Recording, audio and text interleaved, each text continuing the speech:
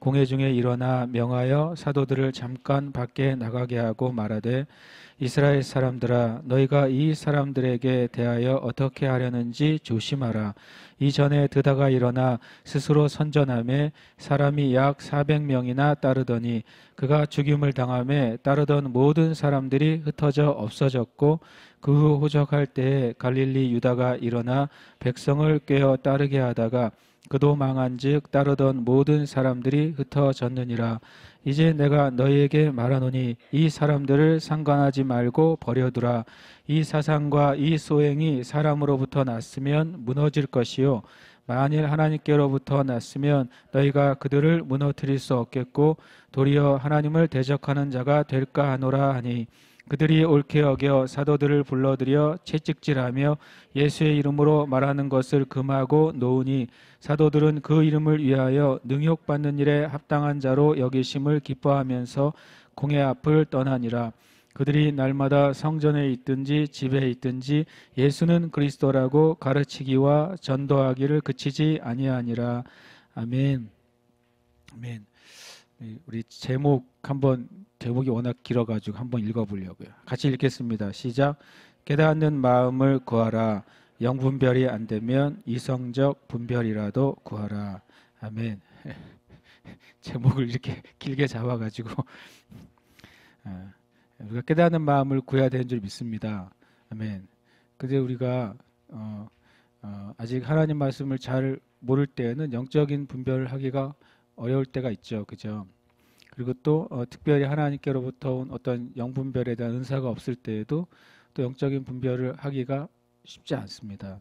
그런데 실은 최소한 그리스도인은 영분별이 안 되면 이성적인 분별이라도 구해야 됩니다. 여기 제가 이제 영어가 이제 ask for discernment인데요. discern이라는 표현이 이제 분별하다 이런 뜻을 가지고 있어요. 그런데 이 분별이라는 단어를 성경에서 찾아보니까 디아크리노라는 단어를 써요. 우리가 뭐 몰라도 되는데 일단 디아크리노를 찾아봤더니 이런 뜻이에요. 완전한 분리라는 뜻이에요. 분별이라고 하는 건 뭐냐면 분리를 말을 해요. 분리가 뭐냐면 어둠과 빛을 분리하는 거예요. 그런데 대충 분리하는 게 아니라 완전히 분리하는 거예요. 그리고 빛과 어둠을 분리하듯이 옳은 것과 그른 것, 디서먼트가 열리면은 그냥 중간 지대가 없어지는 거예요. 옳고 그름, 바르고 틀림, 진리와 비진리, 빛과 어둠 이런 것들이 선과 악 이런 것들이 두루뭉실한 게 아니라 명확하게 분리돼야 돼요. 우리가 깨닫는 마음은 다른 게 아니라 말씀을 통해 내가 깨달았다고 하면 그냥 어떤 은혜의 느낌이 다가 아니라 그 말씀을 듣고 깨달은 후에 내 삶에 뭐가 시작되냐면 분리가 시작되는 거죠. 이건 하나님의 뜻이 아니잖아 라고 내가 뭐가 시작돼요? 분별이 생기는 거예요. 저 말은 진리가 아니잖아 라고 하는 분별이 나누어짐이 시작된다는 거죠. 오늘 말씀에 보면은 굉장히 훌륭한 사람 한 명 나오잖아요. 가말리엘이라고. 실은 당시에 이제 힐렐이라는 위대한 그 랍비 계열이인데 그 힐렐의 손자인가 아니면 뭐 이렇게 힐렐의 자손으로 알려진 사람이 가말리엘이고 유대인 전체 역사 가운데 위대한 세 명의 랍비가 있는데 그 중에 한 명이 놀랍게도 예수님 시대에 있었던 이 가말리엘이에요. 그래서 그 유대 전통 가운데 가장 위대한 랍비 중에 한 명이 이 가말리엘이 오늘 실은 성경 시대에 등장하는 것을 우리가 알 수 있어요. 성경에도 보면 이렇게 영분별은 없지만 쉽게 말하면 영적인 세계에 대한 뭐 지혜나 계시나 환상 성경적으로 보면 어떤 성령의 임재나 충만함은 없지만 이 이성적 분별을 통해서 진리에 가까운 사람들이 성경에 몇 명 나와요. 그 중에 한 명이 오늘 있는 가말리엘이죠. 가말리엘은 영적인 분별은 우리가 볼 때는 없었어요. 그는 성령님이 임하였지도 않았어요. 왜냐하면 아직 그가 예수님을 모르기 때문에. 그런데도 불구하고 진리와 비진리에 대한 뭐가 있었냐면 분별력이 있었어요. 그러니까 영적인 분별이 없어도 이성적 분별만 있어도 우리가 우리 자신에 대해서나 또는 이 세계에 대해서 분별할 수가 있습니다. 어떤 사람 나는 믿음이 약해서 하나님의 뜻을 잘 모르겠어요. 근데 그렇지 않아요. 여러분 우리 안에 이성적 분별만 있어도 하나님의 뜻인지 아닌지 많은 부분을 알 수가 있어요. 우리가 그 부분을 놓치기 때문에 계속 어떤 은사적인 분별만을 구하다 보니까 오히려 하나님의 뜻을 잘 못 쫓아갈 때가 있습니다. 성경에 이런 사람이 한 명 나옵니다. 마가복음 12장 28절에 보면 서기관 중 한 사람이 예수님과 사람들이 변론하는 것을 듣고 예수께서 잘 대답하신 줄 알고 나와 묻습니다. 모든 계명 중에 첫째가 무엇입니까? 라고 물으니까 예수님께 첫째는 그것이 너의 마음과 뜻과 힘을 다해서 주 너의 하나님을 사랑하라. 둘째는 네 이웃을 네 몸과 같이 사랑하라. 이 말씀을 예수님이 이 서기관이 질문에 하십니다. 그러니까 서기관이 그 말을 받아서 또 뭐라고 말하냐면 서기관이 이르되 선생님이여 옳습니다. 하나님은 한 분이시요 그 외에 다른 이가 없다 하신 말씀이 참입니다. 그리고 모든 제사보다도 이렇게 이웃을 사랑하는 것이 훨씬 더 가치가 있습니다. 라고 예수님께 질문하고 예수님의 대답을 들으니까 이 서기관이 율법을 잘 생각해 보니까 예수님의 대답이 옳다는 것을 결론을 내려요. 그 다음에 이 서기관에서 예수님이 하신 말씀이 이런 말씀을 하세요. 마가복음 12장 34절에 보면 같이 읽어볼까요? 시작.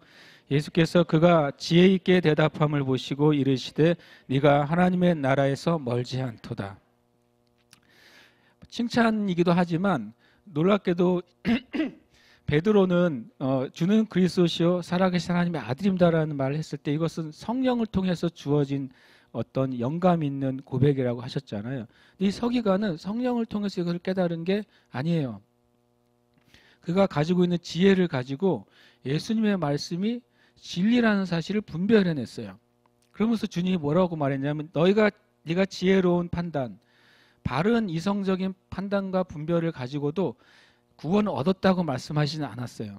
그러나 하나님 나라에 엄청 가깝다고 말하는 거죠. 그래서 우리가 성경에서 이 영적인 분별력도 있지만 성경 자체에 대한 이해와 분별력만을 가지고서도 주님의 뜻을 이해해 나갈 수가 있어요. 또 이제 그래서 이 33절에 이제 많은 사람들이 실은 이제 예수 믿는 사람들도 구원받은 사람들도 때로는 육적인 판단 또는 이성적인 판단 또는 영적인 판단이 있는데 구원받고서도 이성적인 판단도 잘 못하는 그리스도인도 많이 있다는 걸 우리가 알 수 있어요. 오늘 말씀을 통해서 우리 안에 둘 다를 구해야 되겠죠. 깨닫는 마음을 일단 영적인 영분별을 우리가 구해야 되겠고 또 하나는 지금 우리 안에 이제 이성적인 명확한 이해와 판단력도 좀 구해야 되겠다. 이 말씀 좀 나누고 싶습니다. 오늘 보면 이제 그들이 듣고 크게 노하여 이제 사도들이 이제 아주 복음에 대해서 진리에 대해서 부활에 대해서 거침없이 말씀을 나누니까 이제 그들이 사도들을 없이하고자 할 때 죽이려고 했습니다. 예수님을 죽이듯이 그때 이제 바리새인 가말리엘이 나와서 변호가 아닌 변호를 하죠. 바리새인은 이 사도들이 좋아서 한 건 아니었어요. 그죠? 그렇지만 변호할 때 이성적인 변호를 합니다. 그리고 성경에 입각한 변호를 해요. 그러면서 뭐라고 말하면 35절에 이스라엘 사람들아 너희가 이 사람들에게 대하여 어떻게 하려는지 조심하라라고 말을 해요. 디도서 같은 데 보면은 바울 사도가 디도나 디모데에게 하는 마지막 때 권면 중에 하나가 뭐가 있냐면 너는 신중해라라는 표현이 있어요. 마지막 때 우리가 진리 안에 살 때 중요한 것 중에 하나 신중함이에요. 그냥 무비판적으로 받아들이거나 아니면 또 무비판적으로 거절하거나 하지 말고 신중한 태도를 가질 때 이 사도행전의 표현으로 하면 베레아 사람처럼 그 들려진 말씀이 정말 그러한가 그렇지 않은가 그걸 이렇게 깊이 살펴보는 태도가 없으면 때로는 생각 없이 거절하기도 하고 생각 없이 받아들이기도 이제 하게 돼요. 이 가말리엘이 어쨌든 이런 신중한 태도를 가지고 있었어요. 근데 이 가말리엘과 한 가지 이제 비교해 볼 분이 있습니다. 뭐냐면 가말리엘과 바울이에요. 가말리엘과 바울의 관계가 이제 사도행전 5장 때는 바울이 등장하지 않죠. 그러나 이때도 바울이 여전히 있었어요. 우리가 한 가지 알아야 될 것은 예수님이 죽으시고 부활하실 때 바울이 어디 있었습니까? 거기 있었어요. 우리가 이제 생각을 안 할 뿐이죠. 예수님이 부활하시고 제자들이 오순절날 성령세를 받았을 때 바울도 그 예루살렘에 있었어요. 이 모든 과정 가운데 바울은 있었습니다. 그거를 어떻게 알 수 있냐면 바울이 말했기 때문에 그래요. 사도행전 22장 3절과 4절에 바울 사도가 3차 전도여행을 마치고 예루살렘에 올라왔다가 이 오해로 말미암은 소동 때문에 잡혀가요. 잡혀갈 때 이제 거의 죽도록 맞아서 잡혀가는데 천부장이 바울을 구해내죠. 그래서 천부장에게 잡혀가다가 천부장에게 이제는 처음엔 로마 말로 내가 이들에게 말할 수 있는 기회를 달라고 그러고 나는 로마인이면서 히브리인인 것을 얘기합니다. 그리고 바울 사도가 그 성전의 계단에서 뭐 죽도록 두드려 맞았겠죠. 왜냐하면 성경에 보면 바울이 거의 죽게 되었다고 말했으니까. 그런 상황 가운데서 자기를 때린 그 유대인들에게 설교를 합니다. 근데 그때 설교 첫 문장이 이렇게 돼 있어요. 나는 유대인으로 길리기아 다소에서 났고, 터키 지역이죠. 그러니까 바울은 유대인인데 이 터키 지역에서 태어났다는 거예요. 그런데 이 성에서 자라 그랬어요. 이 성은 뭐예요? 예루살렘이에요. 터키 지역에서 태어났는데 자란 것은 어디서 자랐어요? 예루살렘에서 자라났으니까 아주 어렸을 때 이 바울은 예루살렘으로 우리 식으로 하면 이사를 온 거예요. 거기서 왜 왔냐면 가말리엘 문화에서 우리 조상들의 율법에 엄한 교훈을 받았다라고 말했어요. 그러니까 바울은 10대부터 유대 사상 가장 위대한 랍비에게 10대부터 교육을 받았다고 말했어요. 받아서 쭉 계속 가말리엘 문화에 있었단 말이죠. 그러니까 가말리엘 문화에 있는 랍비였던 것이죠. 그러니까 예수님 당시에 바울은 있었어요. 이 예루살렘에 있었고 이스라엘에 살고 있었다는 거예요. 오늘 너희 모든 사람처럼 하나님에 대해 열심히 있다고 자기는 하나님에게 대해 열심히 있는 사람이다. 내가 이 도를 박해하여 사람을 죽이기까지 하고 남녀를 결박하여 옥에 넘겼노니 이 도가 뭡니까? 이게 기독교예요. 제가 나중에 이제 이것을 주제로 말씀을 나누겠는데 성경에서는 기독교라는 단어가 없죠. 예. 다만 성경에는 뭐는 있어요? 크리스찬이라는 단어는 있어요.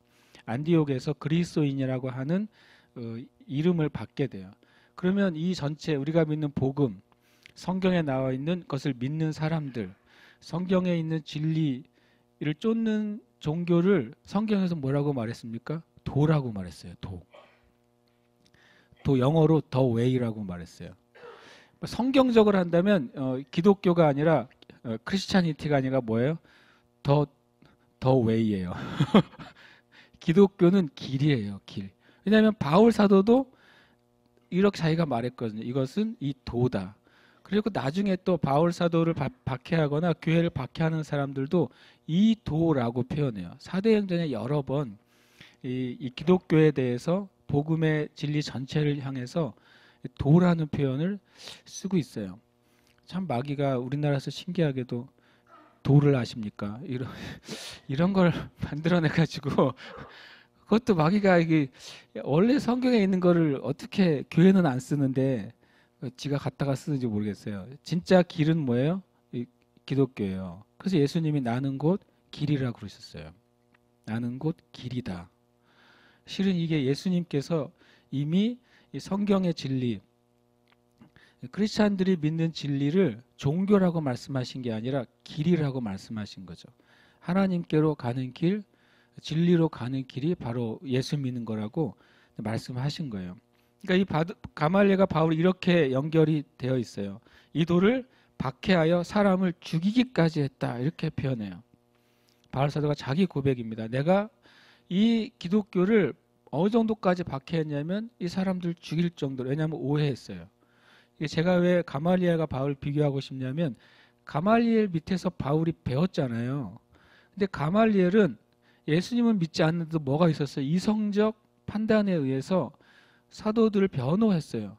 그런데 그 안에 있던 제자인 바울은요, 이게 없었어요. 놀랍게도. 그래서 어떤 일을 자행하냐면 예수 믿는 사람들을 박해하고 죽이고 남녀를 결박하여 옥에 넘겼느니. 굉장히 중요해요. 우리 안에 이성적 그 분별력이 사라지면 아무리 많은 교육을 받아도 굉장히 야만적으로 진리를 배척할 수가 있어요. 그래서 이 세대에 많은, 지금도 마찬가지로 많은 똑똑한 사람들이 많이 있지 않습니까? 수많은 학위를 가지고 뭐 철학적으로, 뭐 사회학적으로, 뭐 문화인류학적으로, 또 종교학적으로 많은 똑똑한 사람이 있는데도 왜 하나님을 모를까요? 왜 예수님에 대해서 인정하지 않을까요? 사람들은 저렇게 똑똑한 사람이 예수님이 없다 그러는데, 성경이 거짓말이라 그러는데 당연히 없겠죠. 천만의 말씀이에요. 이렇게 가말리엘 밑에서 그렇게 배운 바울도 놀랍게도 진정한 이성적 분별력이 없었어요. 이 시대에 많은 지식인들도 마찬가지라는 거예요. 그리고 사도행전 22장 20절에 보면 이런 말이 또 자기가 고백합니다. 바울이 또 주의 증인 스데반 이렇게 표현해요. 스데반을 주님의 증인이다 이렇게 표현해요. 피를 흘릴 때 돌에 맞아 죽지 않습니까? 내가 곁에 서서 찬성하고 그 죽이는 사람들의 옷을 지킨 줄 그들도 압니다라고 해서 이 가말리엘과 바울의 관계가 나오고, 바울이 많은 교육을 받았음에도 불구하고 진정한 이성적 실은 분별이 없었다는 것을 얘기하고 있어요.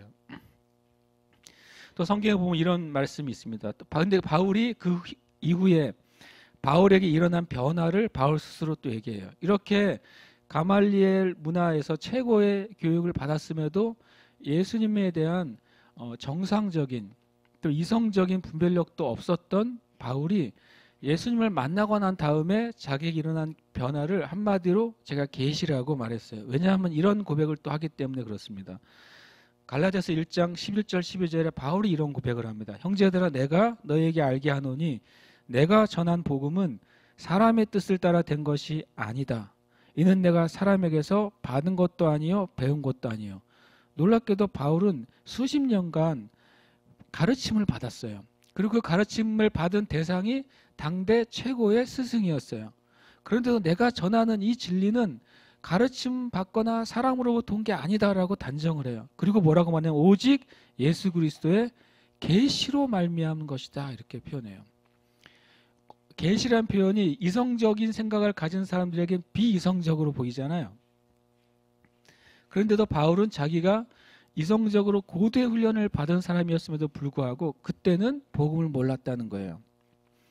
그런데 주님의 계시가 임하고 나니까 내가 그 복음을 전하는 자가 되었다라고 말합니다. 또 이제 바울에게 변한 변화를 이렇게 말합니다. 갈라디아서 2장 2절에는 내가 계시를 따라 올라가 내가 이방 가운데서 전파하는 복음을 그들에게 제시했다고 말해요. 이제는 이제 바울 사도의 삶이 단순히 내가 전하는 어떤 메시지가 하나님으로부터 초자연적인 지식으로부터 왔을 뿐만 아니라 바울 사도의 행동이요. 내가 어디로 가야 될지 무엇을 해야 될지 하는 그 행동 자체도 뭐로부터 왔다고요? 계시로부터 왔다는 표현을 하는 거예요. 가장 지적인 훈련을 받은 사람 예수님을 만난 다음에 놀랍게도 완전히 자기의 삶의 방법과 내용이 바뀌어져 있다는 고백을 하게 돼요. 또 한 가지 또 차원을 얘기합니다. 에베소 3장 3절에 보면 곧 계시로 내게 비밀을 알게 하신 것은 내가 먼저 간단히 기록함과 같으니, 이 간단히 기록한 기록이 로마서라고 외치게 돼요. 참 간단합니다. 로마서가. 그래서 제가 어쨌든 이 바울 사도가 우리에게 바울 사도를 통해 좀 남겨주신 이 진리의 말씀 성경도 뭐라고요? 계시를 따라서 풀어진 비밀이라고 말하고 있는 거죠. 그러니까 바울 사도가 수많은 지적인 훈련을 받았음에도 불구하고 예수님을 정말 만나기 전에는 실제로 그 지적인 것이 제대로 발휘가 안 됐어요. 그리고 더 뛰어넘어서 하나님의 계시가 임하기 시작할 때 바울 사도에게 배운 그 지적인 것도 하나님 앞에 완전히 다른 차원으로 쓰임을 받게 된 것이죠. 그러니까 여러분과 제가 영적인 어떤 은사만 있다고요 분별을 잘하는 게 아니에요. 이성을 주신 분이 누구예요? 하나님이세요. 그래서 우리의 이성 안에 분별력과 변화가 필요해요. 그 말씀이 오늘 결론이 될 수도 있겠습니다. 36절 한 7절에 보면 이제 두 명의 사람이 예를 듭니다. 이제 드다라는 사람이 일어났고 유다라는 사람이 일어났고, 유대 고대사에 보면 이 두 사람의 스토리가 굉장히 길게 나와. 실제로 있었던 사람들이고 실제로 로마 군인에 의해서 다 죽임을 당한 그 반란 사건이에요. 로마를 향해서 반란한 사건들이죠. 근데 다 그들이 죽임을 당했고 드다와 유다는 사라졌죠. 그래서 실은 이제 가말리엘이 어떻게 분별했는지가 요 36, 37절에 나오는 거예요.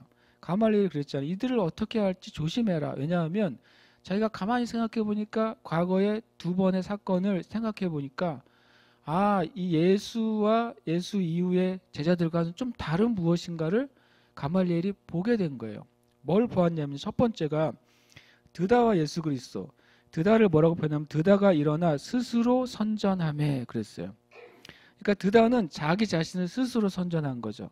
예수님은 뭘로 선전하셨어요? 하나님의 권능이 나타나는 것을 통해 자신을 드러내셨어요. 심지어 복음서에 보면 여러 번 자주 등장하는 게 뭐냐면 예수님은 자신을 숨기셨다는 거예요. 사람들이 몰려오면 예수님은 오히려 떠나셨어요. 사람들이 관심이 몰려들면 오히려 예수님은 더 한적한 곳으로 물러가셨어요. 그런데 예수님을 선전하게 한 것은 스스로 선전한 게 아니라 예수님이 하신 역사가 예수님을 선전하게 만들었어요. 병자들을 고치고 귀신을 쫓아내고 죽은 자를 살리고 이런 초자연적인 하나님의 권능이 예수님을 선전하게 만들었단 말이죠. 그러니까 가말리엘이 보니까 분명히 다른 거예요. 드다는 자기 자신을 선전하고 자기 자신을 막 드러냈는데 결국엔 뭐가 없어요? 그 증거가 없었어요. 그런데 예수는 자기가 가만히 보니까 예수란 사람은 놀랍게도 스스로를 그렇게 막 드러내지 않았는데 시간이 지날수록 그 역사가 너무 분명한 거예요. 이것은 일반적인 사건이나 사람이 아니라 초자연적인 사건과 사람이라는 것이 드러났어요. 이 가말리엘이 그거를 보게 된 거예요. 그 다음에 두 번째는 또 유다에 대해서 유다와 예수를 비교해 봤어요. 가말리엘이 뭐라고 말하냐면 갈릴리 유다가 일어나 백성을 꾀어라는 표현을 썼어요. 유다는 백성을 꾀었죠. 속인 거예요. 그러나 예수님은 항상 진리를 말씀하셨어요. 가말리엘이 아마 주의 깊게 봤을 거예요. 예수님에 대해서. 그런데 유다라는 사람은 많은 거짓말을 했고 사람들을 꾀고 사람들을 미혹해서 따르게 했는데 결과적으로 보니까 그게 다 뭐예요? 다 거짓말이더라 그거예요. 그가 한 말이 결과적으로 보니까 그게 다 진실이 아니라는 것이 밝혀진 거예요. 그런데 예수님의 말씀은 사람들이 처음엔 알아듣지를 못하는 거예요. 아주 평범한 말씀을 하셨는데 사람들이 깨닫지를 못해요. 그런데 나중에 지나고 보니까 가말리엘이 이것이 진리라는 사실을 가말리엘이 알았어요. 그러니까 가말리엘 안에 이들을 손대는 것이 얼마나 위험한 일이란 것인지를 알게 된 거예요. 요즘에 이 대한민국에 일어나는 일에 대해서도요. 제일 최고의 분별은 뭐예요? 영분별이에요. 하나님이 주신 영분별의 은사로 이 대한민국에 일어나는 정치적인, 군사적인, 사회적인 현상들을 분별하는 거죠. 이거 최고의 분별이죠. 그게 안 되면 영적인 분별이 있어야 돼요. 영분별과 영적인 분별을 제가 이렇게 나눈 이유, 영분별은 그냥 은사적인 분별이에요.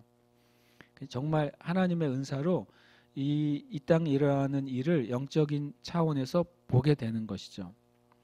그런데 이제 영적 분별은 뭐냐면 성경의 말씀을 기준으로 분별하는 게 영적인 분별이에요. 이거는 누구나 다 할 수 있고 누구나 다 해야 돼요. 왜냐하면 성경은 영이고 생명이에요. 예수님께서 내 말은 영이요 생명이다 이렇게 말씀하셨어요. 그래서 성경을 가지고 성경의 기준으로 어떤 사건이나 사람과 자기 자신을 분별하는 것이 영적 분별이에요. 실은 은사적 분별을 말하는 것이 아니에요. 근데 우리 안에도 지금 대한민국에 일어나는 사건도 영적 분별을 해야 돼요. 근데 그 영적 분별도 안 되면 하나님이 우리에게 주신 이성적 분별이라도 해야 돼요. 근데 우리 자신은 너무나도 영 분별이 뭐 있으면 좋아요. 근데 그게 없을 때 영적 분별이라도 하면 좋아요. 그런데 지금 우리한테는 이성적 분별도 잘 어려운 세대에 살고 있어요. 왜냐하면 분별이라고 하는 것은 뭘 가지고 하는 거죠? 분별이라고 하는 것은요, 어떤 감각을 가지고 하는 거예요. 분별. 예를 들어서 대부분의 감각이 우리 머리 위에 다 몰려 있지 않습니까? 일단 눈, 시각이잖아요. 시각은 뭘로 하는 거예요? 눈의 감각으로 하는 거죠. 시각이 좋은 사람이 있고 안 좋은 사람이 있을 수 있잖아요. 또 어떤 경우에는 이 시각이 어떤 것은 어떤 색깔은 잘 분별하지 못할 수도 있고 어떤 것은 더 크게 분별할 수도 있습니다. 뭐 몽골에 있는 분들은 최대치가 뭐 10.0까지 나온다면서요. 뭐 지금 살아있는 몽골 사람 중에도 뭐 5점 몇이다, 7점 몇이다 이런 얘기가 나오더라고요. 왜 그런가 봤더니 건물이 없으니까 사는 동네에. 그러니까 눈을 가로막는 게 없는 지역에 사는 사람들은 시력이 좋답니다. 눈을 가로막는 많은 구조물이 있는 곳에 사는 사람은 시력이 자꾸 나빠진대요. 그래서 대도시에 있는 사람들이 다 안경을 끼는 거예요. 뭐 바로 코앞까지 막히니까. 요즘 세상은 눈을 스마트폰이 가로막고 있기 때문에 좋아질 수가 없어요. 저도 저를 포함해서. 그러니까 몽골 사람들은 그냥 저 가보진 않았지만 끝도 없는 그 지평선을 볼 수 있다면서요. 그러니까 지평선 끝에 있는 사람들을 봐야 되기 때문에 굉장히 눈이 밝아요. 이렇게 감각이라고요. 분별은요. 그 귀도 뭐예요? 청각도 감각이죠. 후각도 감각이에요. 그러니까 분별력이라고 하는 것은 감각이 그 좌지우지하는 거예요. 그 다음에 뭐가 있어요? 미각도 감각이죠. 촉각도 감각이에요. 그다음에 사람이 가지고 있는 어떤 직감, 육감도 감각이에요. 근데 우리에게 하나님이 한 가지를 더 주셨잖아요. 영적 감각을 주셨어요. 영적 감각이 살아있느냐 없느냐에 따라서 분별도 되느냐 안 되느냐가 당연히 포함이 되는 거죠. 예를 들어서 이번 주는 정말 여러분이 금식하면서 기도하시길 축복합니다. 저도 금식하면서 기도하려고 조금이라도 한 끼라도. 27일 날이 정말 말 그대로 역사적인 날이에요. 그것이 긍정적이든 부정적이든 어떤 역사적인 날이에요. 27일 날은요.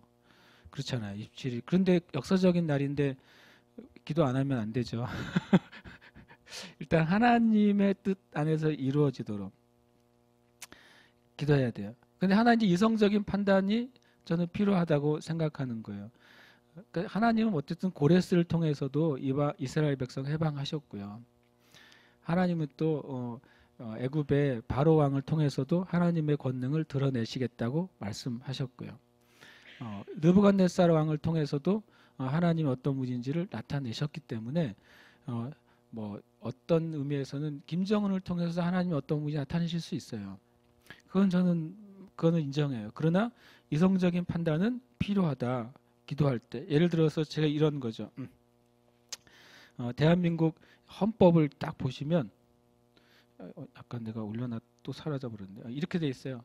나무 위키 백과사전에 보면 대한민국 헌법 3조가 뭐라냐면 대한민국의 영토는 한반도와 그 부속 도서로 한다 이렇게 돼 있어요. 그게 3조입니다. 1조는 대한민국은 민주주의 공화국이다라고 돼 있고 3조에 대한민국의 영토는 한반도와 그 부속 도서로 한다라고 돼 있어요. 그 해설을 보시면 그냥 이건 제가 아니라 그냥 인터넷에서 누구나 볼 수 있는 백과사전에 나와 있는 헌법에 대한 해설을 보시면 이렇게 돼 있어요. 이 헌법 조항에 의하면 조선민주주의 인민공화국은 대한민국 영토에 해당된다라고 써 있어요. 그건 이제 여기 성경이 아니래요. 여기 그냥 스마트폰에서 여러분 찾으면 나오는 문장이에요.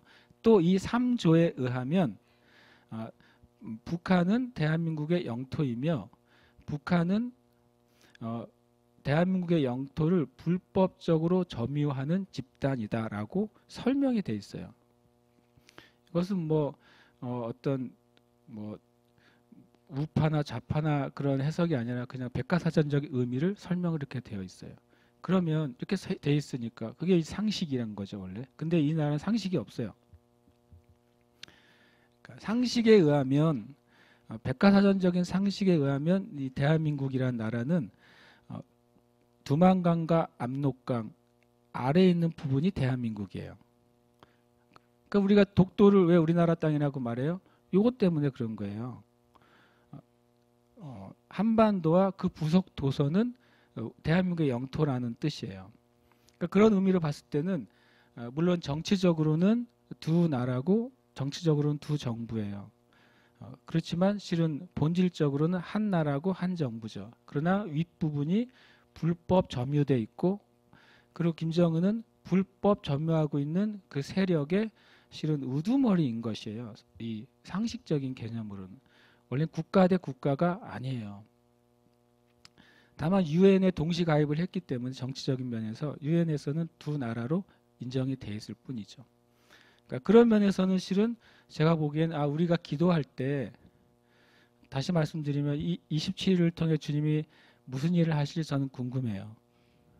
27일 날 평화통일을 선언할지도 모르겠죠. 이런 생각 들었어요. 평화통일이라도 선언해라. 자유왕래를 선언해라. 잘됐다.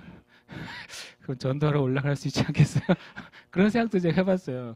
뭐 우리의 방법이나 어떤 사람들이 기대했던 방법은 아닐지라도 목적은 뭐예요? 그 궁극적인 목적은 우리가 북한이나 대한민국에 기도할 때는 이 대한민국에 구원받는 거예요.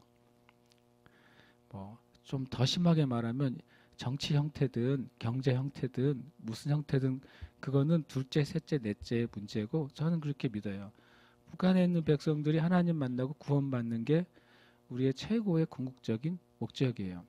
마치 신앙생활의 가장 궁극적인 목적은 진정으로 구원받고 영생 얻는 것인 것처럼, 물론 다른 것이 필요 없다는 것은 아니에요. 그런데 기도할 때도 그런 개념은 있어야 되는 거죠.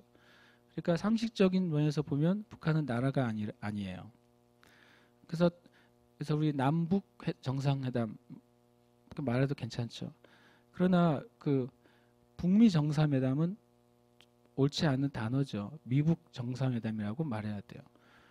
왜냐하면 또 이거 상식적으로 우리나라의 주적은 북한이에요. 군사적으로요. 그리고 미국은 상식적으로는 한미 동맹이 돼 있는 같은 우방이에요. 그러면 그냥 쉽게 말하면 군사적으로 주적인 나라와 나하고 같이 한미 동맹인 나라하고 둘이 대화를 하게 되면 뭐부터 불러줘야 돼요? 미북 정상회담이라고 해야 원래 이게 국제법상 또 상식적으로 맞는 표현인데, 이미 이제 이 나라는 그렇게 되어 있지 않고 그냥 북미 정상회담이라고 말하는 거죠.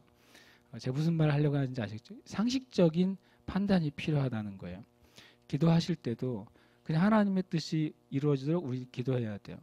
특별히 이번 주는 그렇게 기도하세요. 우리가 생각하는 것보다 더 큰 결과가 나올 가능성이 있다고 저는 생각해요. 그리고 하나님이 하시는 일도 있다고 생각해요. 근데 우리 안에 이렇게 기도하면서 영적인 분별, 또 성경적인 분별, 그다음 하나님 우리에게 주신 이성적인 분별, 이런 것들을 해야 돼요. 그러면서 기도할 때 하나님 행하시는 것을 오히려 볼 수 있게 돼요. 그러면서 38절 39절에 이렇게 말합니다. 내가 너에게 말하노니 이 사람들을 상관하지 말고 버려두라. 이 사상과 이 소행이 사람으로부터 났으면 무너질 것이요, 만일 하나님께로부터 났으면 너희가 그들을 무너뜨릴 수 없겠고 도리어 하나님을 대적하는 자가 될까 하노라. 굉장히 실은 엄청 훌륭한 거의 영분별 수준에 가까운 말을 하는 거예요. 하나님께로부터 났으면 그거를 손대는 사람이 되게 위험하게 될 것이다. 그러나 사람으로부터 왔다면, 놀랍게도 이 가말리엘은 뭐를 신뢰하는 거예요? 하나님의 공의를 신뢰해요. 하나님의 공의와 하나님의 판단과 하나님의 심판을 가말리엘은 믿는 사람이에요. 놀랍게도. 그러니까 사람으로부터 나왔다면 하나님이 그를 가만두지 않을 거야, 이렇게 말하는 거예요. 저는 이런 생각을 해요. 이 땅의 그리스도인들이 이 가말리엘 수준으로만 하나님을 믿어도 교회 안에 분쟁은 없어지겠다. 가말리엘 수준의 분별도 없어요. 그래서 어느 목사가 잘못했거나 어느 장로가 잘못했거나 어느 집사가 잘못했거나 교회 안에서 판단이 안 되면 서로 고발해요. 이 가말리엘의 믿음만 있어도 하나님이 반드시 하나님께로부터 나지 않은 것은 무너뜨리실 겁니다 라는 믿음만 있으면 그냥 당신 다 가지세요라고 하면 돼요. 뭐 당신 다 해 먹으세요 그래도 돼요. 왜냐하면 주님이 반드시 하실 것이니까. 우리에게 그 믿음이 참 부족한 것 같아요. 제가 목사지만 많은 목회자들이 또 많은 교회 지도자들이 이거 잘 안 믿는 것 같다는 느낌이 들 때가 있어요. 감리교 안에도 끊임없이 고소 고발 사건이 막 벌어지거든요. 바울사도가 그랬잖아요. 차라리 네가 손해를 봐라. 손해를 볼 수가 없는 거예요. 요즘 우리들은 차라리 네가 져라. 그 칠 수가 없는 거예요. 우리가 얼마나 육적이고 이기적이 되는지 모르겠어요. 그래서 요즘 이제 미국에 있는 필그림 교회인가요? 그 교회가 그 미국에 있는 교단 내에서 그 교단이 동성애를 허용하고 동성혼을 허용하는 법을 통과를 시키니까 그 교회와 그 교회 목사님이 우리는 그걸 받아들일 수 없다 이렇게 말했어요. 우리는 교단을 탈퇴하겠다. 그랬더니 교단 법에 의해서 그 건물과 재산이 교단에 묶여 있는 거예요. 그러니까 교단이 그러면 니네 버리고 나가 그랬죠. 그랬더니 그 교회가 어떻게 했어요? 진짜 버리고 나갔어요. 그게 몇백억짜리 건물이었습니다.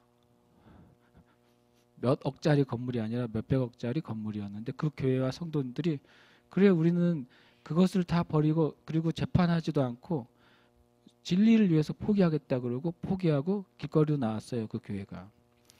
이제 그 목사님 우리 한국에 오셔서 많이 말씀 전하고 계십니다. 참 귀한 결단이죠. 또 하나는 그 목사님도 귀한 결단을 했지만 성도들도 귀한 결단을 한 거예요.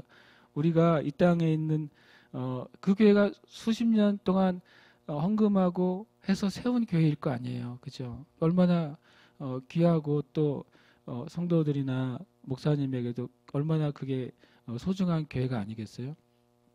그런데도 차라리 진리를 포기하고 타협하는 것보다 그것 가지고 내 권리를 주장하기 위해서 싸워서 쟁취하는 것보다 가말리엘처럼 하나님이 세우지 않은 거면 무너질 텐데 하나님이 무너뜨리실 것 가지고 내가 끝까지 붙잡고 늘어져서 그거 해서 뭐 하겠냐. 그리고 교회가 포기한 거예요. 그래서 참 정말 하기 어려운 결단 아니겠어요? 근데 그 교회와 그 목사님이 그렇게 하셨어요. 주님이 어떻게 하실까요? 주님이 더 선한 일을 하실 거라고 저는 믿어요. 그러니까 우리 안에 이 가말리엘 수준의 그 주님에 대한 신뢰, 가말리엘 수준의 상식적인 분별이 참 필요하다. 우리 자신에게도 진리의 말씀을 기준으로 무엇이 옳은가 그른가, 무엇이 틀린가 맞는가를 우리가 봐야 되는 때 있고. 왜 그러냐면 지금 시대에는 너무나도 많은 미디어와 메시지들이 수도 없이 많은 방향에서 들어오기 때문에 오히려 더 이성적인 판단까지도 어려운 시대에 우리가 살고 있어요. 이성적 분별이라도 구해야 되는데 이성적 분별을 가로막는 게 시기와 질투와 이기심이에요. 시기와 질투와 이기심은 우리의 합당한 이성적인 판단도 가려버려요. 그 판단을 할 수 있는 여력을 없애버려요. 또 잘못된 사상도 이성적인 분별을 마비시켜요. 가끔 누구랑 여러분 얘기할 때 말이 안 통하는 사람을 만나는 이유는 뭐냐면 그들 안에 잘못된 사상과 가치관이 들어가 있으면 그 외의 소리가 들리지 않게 돼요. 그때는 말을 한다고 되는 게 아니라 주님이 생각을 바꿔주시도록 기도해야 되겠죠. 성경에 이런 말씀이 있습니다. 골로새 3장 8절 10절에 보면 이제는 너희가 이 모든 것을 벗어버리라. 곧 분함과 노여움과 악의와 비방과 너희 입에 부끄러운 말이라. 너희가 서로 거짓말을 하지 말라. 옛사람과 그 행위를 벗어버리고. 옛사람은 그 앞에 있는 것들이에요. 뭡니까? 분함, 노여움, 악의, 비방, 부끄러운 말, 거짓말.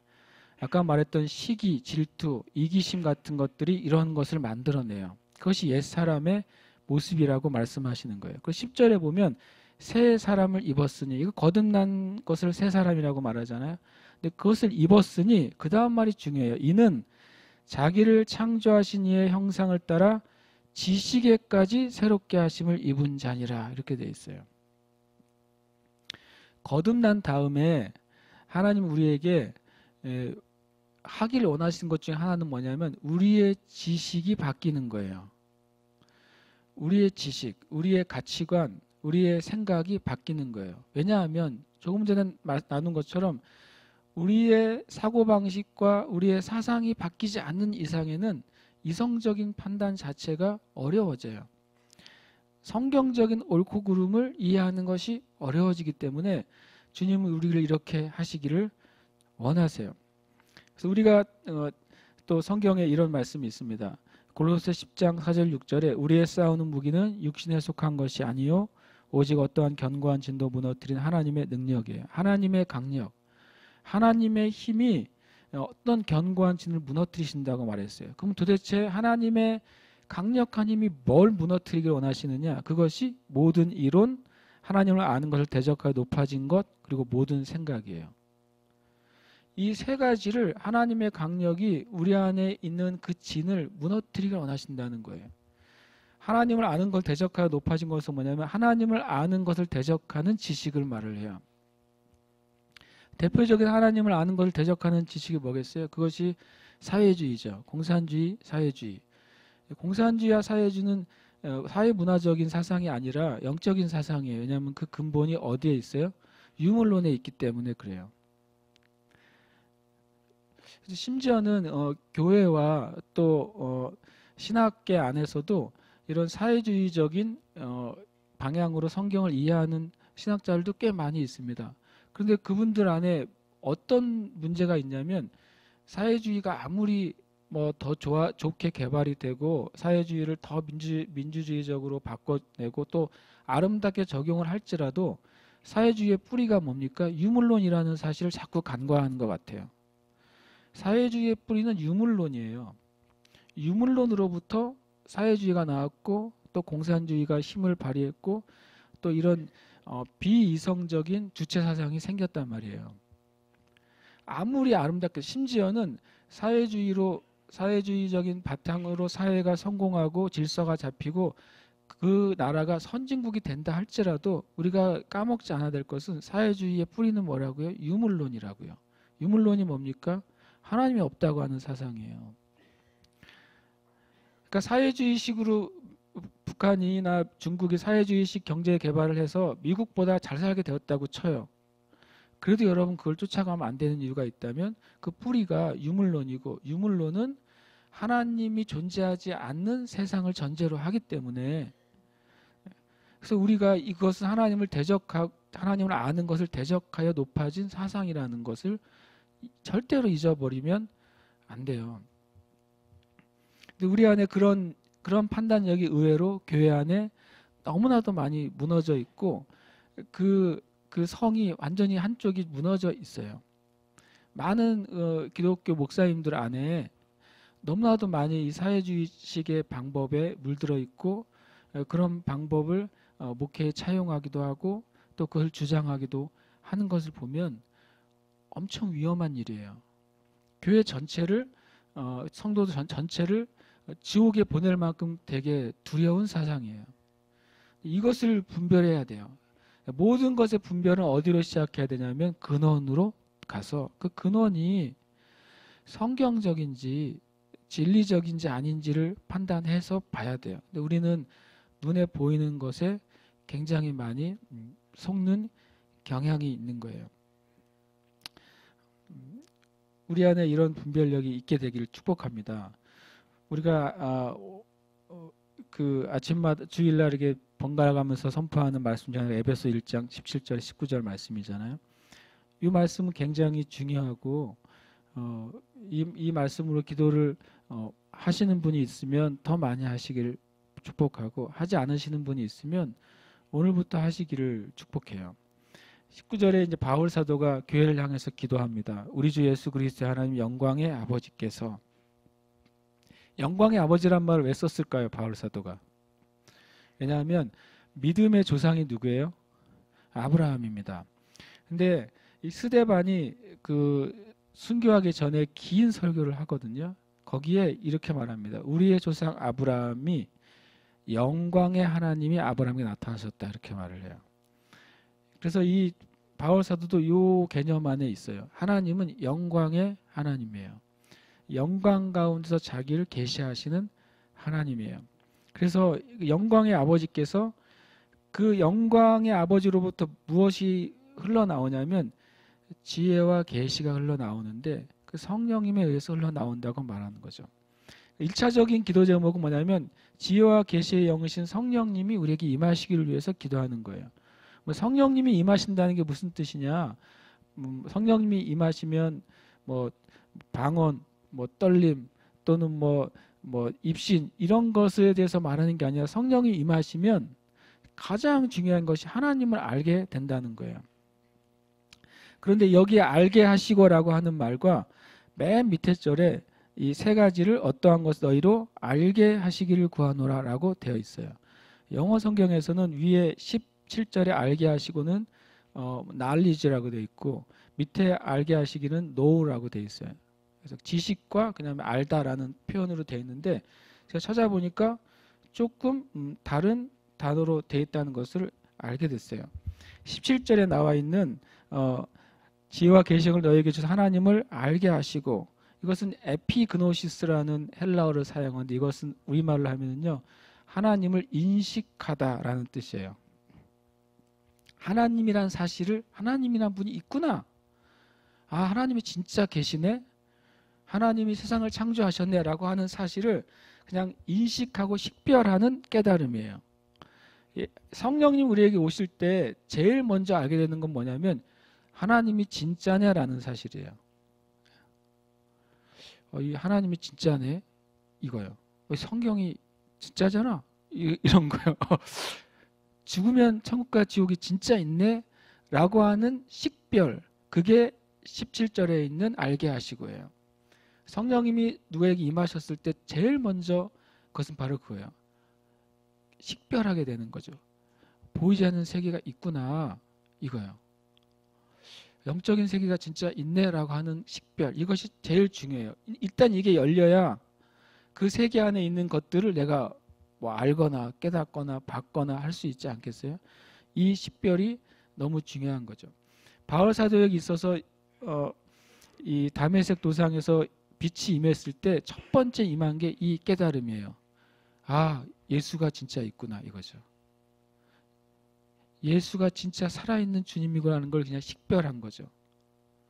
그 다음에 바울 사도가 이틀 3일 끙끙 앓면서 기도하면서 자기가 가지고 있었던 성경에 대한 진리가 오해였고 예수님이 전하신 것이 진리라는 사실을 어떻게 해서 그 다음에부터 알게 됐어요. 밑에 있는 알게라는 단어예요. 밑에 있는 알게라는 단어는 에이돈이라는 단어를 사용해요. 에이돈은 뭐냐면 보다라는 뜻이에요. 근데 뭐냐면 보다라는 뜻이 여러 가지로 해당되는데 시각적으로 보다라고 하는 게 될 수도 있고 감각적으로 깨닫는다도 보다가 돼요.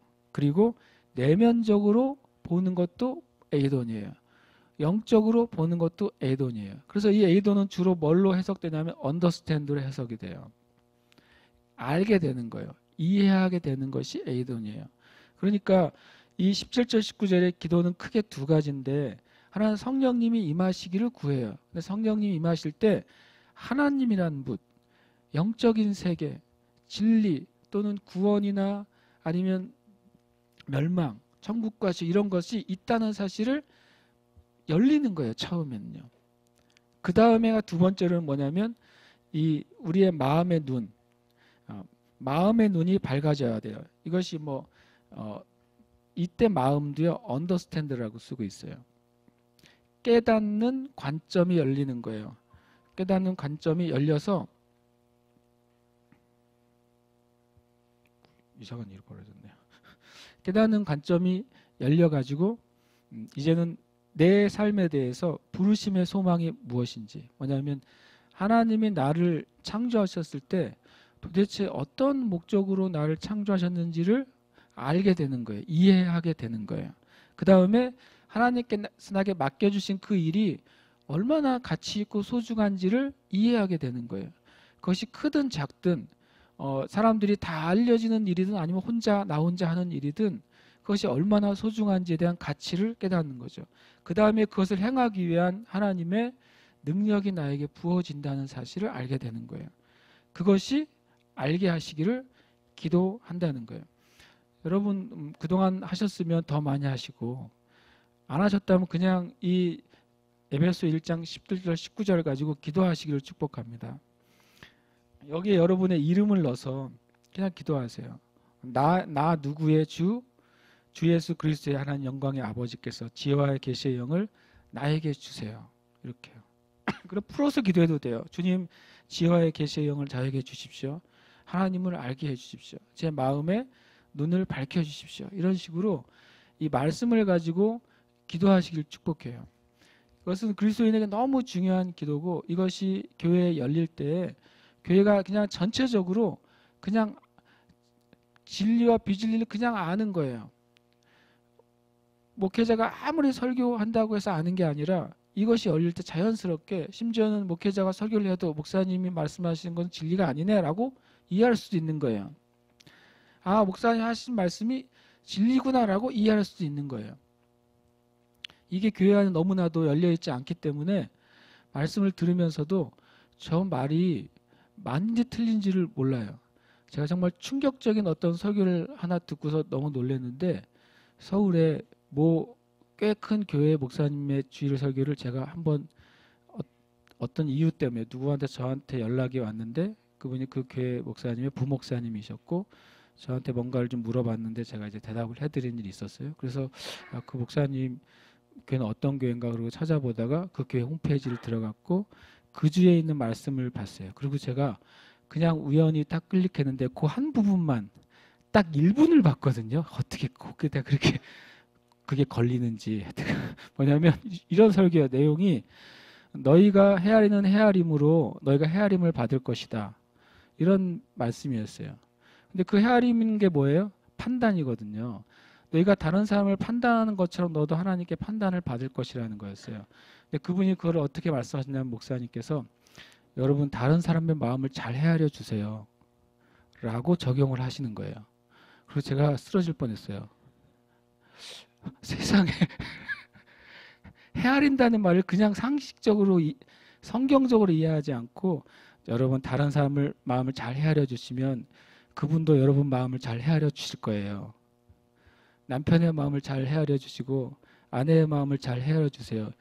이렇게 설교를 하시는 거예요. 그 제가 딱 클릭한 그 1분 동안. 그래서 어떻게 했을까요? 다시 껐죠. 더 이상 들을 수가 없는 거예요. 성경은 네가 다른 사람을 판단하는 것처럼 하나님 너를 판단하실 것이다. 경고의 말씀이었거든요. 그래서 제가 그걸 보면서 그분을 위해서 기도했어요. 주님, 저렇게 큰 교회에 수천 명이 저 설교를 듣고 있습니다. 두렵더라고요. 목사가 그 성경 구절을 낮은 수준이 아니라 완전히 성경과 다른 이야기를 하고 있는데 성도들이 뭐 할 수 있다는 거예요? 아멘 할 수 있다는 거예요. 그냥 그것을 듣고 그냥 그렇게 얘기할 수 있다는 거예요. 여러분 이 에베소 1장 11절 19절 말씀이 교회의 어떤 면에서 정말 교회의 생과 사를 걸고 중요해요. 참 이 세대의 그 분별이 너무나도 떨어져 있어서 어떨 때는 이렇게 말하기가 부끄러울 정도의 수준이에요. 40절에 보면 이 단순한 분별이 사도들을 죽이려고 했던 사람들의 마음을 가라앉혔어요. 와, 놀랍지 않습니까? 이 단순한 옳고 그름에 맞는 이성적인 분별로 한 말이 그들이 옳게 여겨 죽이려고 하는 걸 멈췄어요. 사도들을 불러들여 채찍질하며 예수의 이름으로 말하는 것을 금하고 놨어요. 채찍질의 수준이 어느 정도였을까요? 나중에 바울 사도가 자기가 당한 많은 고난을 얘기할 때 40에 하나 감한 매를 맞았다 이렇게 되어 있어요. 40대. 왜 40대는 안 때릴까요? 40에 하나 감하면 몇이죠? 39대죠. 왜 40대를 안 때렸을까요? 왜 그랬냐면 40대 때리면 때리는 수준의 40대를 때면 사람이 죽을 수 있다고 생각했기 때문에 그 정도로 채찍질이 되게 혹독했던 거죠. 그래서 채찍질의 형벌의 목적은 사람을 죽이는 게 아니라 채찍을 통해서 몸에 상처가 새기듯이 그 마음에 그 깊은 권면을 하기 위해서. 잠언 말씀에, 전도서 말씀에 그 말씀이 있지 않습니까? 지혜자의 말씀은 채찍과 같다 그랬어요. 잘 박힌 채찍이라고 그랬나요? 잘 박힌 못과 같고 채찍과 같다고 말했거든요. 그러니까 깊이 새겨지는 거예요. 지혜자의 말씀. 그것처럼 이 유대인들이 하는 채찍질은 몸에 상처를 내는 굉장히 혹독한 형벌이에요. 그래서 39대씩 맞았어요. 39대씩. 어렸을 때, 지금은 그렇게 때리면 선생님들이 그만둬야 되지만 옛날에는 뭐 이렇게 맞고 살지 않았습니까? 그래서 줄 서서 자기 차례를 기다리면서 빠따를 맞았던 기억이 있는데 그 행복하지 않거든요. 그런데 이분들의 그 반응이 정말 기가 막히죠. 41절에 보면 채찍질하고 그 다음에 또 협박을 당했어요. 채찍질과 협박을 당하고서 41절에 나올 때 그들의 반응, 그 두 가지 반응이 정말 기가 막힌 반응이죠. 박해를 당하는 교회의 반응. 첫 번째는 채찍질에는 기쁨으로. 참 채찍질의 반대말은 뭐냐면 기쁨이에요. 어떤 채찍질이 있겠어요? 여러분, 우리가 예수 믿고 또 진리대로 살 때 사람들의 공격이 있어요. 무시가 있고 때로는 우리를 향한 저주가 있을 수도 있고 또는 욕이 있을 수도 있고 무시가 있을 수도 있어요. 그것이 또 육신적인 채찍질은 아니어도 예수 믿는 사람들에게 오는 일종의 박해겠죠. 또 실제적인 채찍질도 있겠죠. 거기에 대한 초대교회의 반응은 기쁨이었어요. 그를 기뻐하는 거죠. 이건 참 그 성령 충만할 때만 있을 수 있는 반응이에요. 예수님도 그러셨거든요. 나로 인하여 너희가 박해를 당하고 나로 인하여 너희가 사람들에게 욕을 들을 때 뭐라고 했냐면 기뻐하고 즐거워하라. 그 말씀을 제자들이 마태복음 5장에서 주님 팔복을 말씀하실 때는 뭔 소리인지를 못 알아들었어요. 그런데 드디어 사도행전 5장에서 주님이 말씀하신 팔복이 열매를 맺기 시작해요. 그 채찍질 당하고 협박을 당하는데 기뻐해요. 이런 사람을 마귀가 어떻게 하겠어요? 어떻게 하는 줄 아세요? 죽이죠. 죽이기까지는 해요. 두 번째는 금지 명령에 뭐라 합니까? 대한 반응은 복음 전하기를 쉬지 않음으로 반응합니다. 반응이 중요한 것 같아요. 무엇인가 우리에게 왔을 때 내가 어떻게 반응하느냐. 세상으로부터 또 마귀로부터 또 우리 안의 양심으로부터 하나님의 말씀으로부터 무엇인가 나에게 왔을 때 부정적인 것이 왔든 긍정적인 것이 왔든 중요한 것은 그리스도인의 반응이에요. 어떻게 반응하느냐. 절망적인 상황이 그리스도인에게 왔을 때도 그리스도인은 어떻게 반응하느냐. 반응이 너무 중요한 것 같아요. 그것은 개인적으로나 공동체적으로든지 무엇인가 왔을 때 첫 번째 반응이 굉장히 많은 것을 결정해요. 물론 때로는 첫 번째 반응에서 진리나 또 믿음의 반응을 못할 때라도 그 반응을 바꾸기 시작할 때 우리의 삶에 엄청난 변화를 경험하게 될 줄 믿습니다. 아멘. 우리가 기도하기를 원합니다. 이 말씀이 참 41절 42절은 참 놀라운 것이죠. 사도들은 그 이름을 위하여 능욕받는 일에 합당한 자로 여기심을 기뻐했어요. 그냥 비이성적인 기쁨이 아니라 뭔가 넋이 나가서 그냥 하는 기쁨이 아니라 예수님의 이름을 위해서 핍박받는 것에 합당하다. 우리는 어떤 합당한 자를 여기를 원하냐면 그 시험에 합격하기를 합당한 자로 여겨주시기를 원해요. 우리는 승진에 합당한 자로 여겨주시길 원해요. 우리는 다른 사람 앞에서 높여지는 것에 합당한 자로 여기길 원하잖아요. 우리의 육신이. 부한 자가 되기에 합당한 자로 여기기를 원하는 거죠. 높은 자가 되기에 합당한 자로 여기기를 원해요. 그것도 주님 원하신다면 정말 좋은 일이고 하나님은 또 그렇게 하시기를 원하십니다. 그런데 예수님을 위해 고난당하는 것으로 합당한 자로 여김받는 것, 이것이 실은 성경에서 볼 땐 가장 존귀한 일이라고 말씀하시는 거예요. 예수님께서 모든 인류의 죄를 지시기에 합당한 자로 여김을 받으셨어요. 그분이 그 일에 순종하셨고 또 그 열매가 바로 저와 여러분 아니겠습니까? 우리가 이 시간 기도할 때 하나님 우리 안에 은사로서의 영분별을 주시옵소서. 또 주님 진리의 말씀에 영적 분별을 주시옵소서. 그리고 우리가 지식에까지 새롭게 되는 주님 우리의 이성적인 판단의 영역에 있어서도 분별력을 허락해 주시옵소서.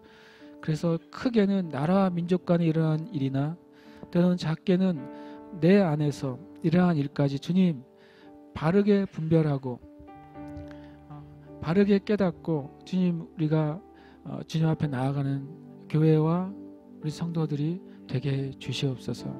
지금은 더 그것이 필요한 세대에 우리가 살고 있습니다. 여러분과 제가 더 주님 앞에 분별력을 구해야 되겠어요.